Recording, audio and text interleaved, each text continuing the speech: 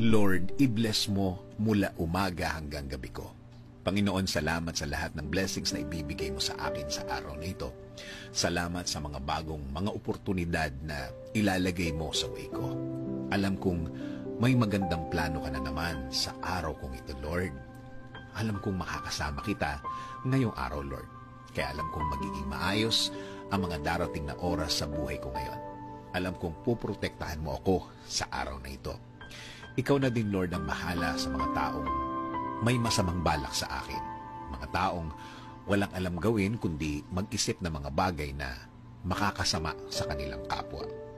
Pero Lord, alam kong kahit anong galing nila, kapag ikaw ang kakampi ko, I will be protected by your presence, Lord. Kaya Panginoon, nakikiusap po ako na i-guide niyo po ang aking araw ngayon. Patuloy niyo pong i-lead. Ikaw ang manguna sa aking buhay.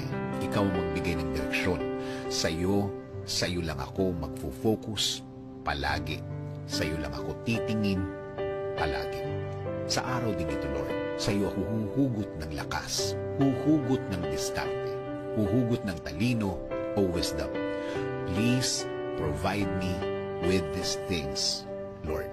Sa dasal ko din ito, hiling ko din, kayo na po ang bahalang magpasensya sa akin.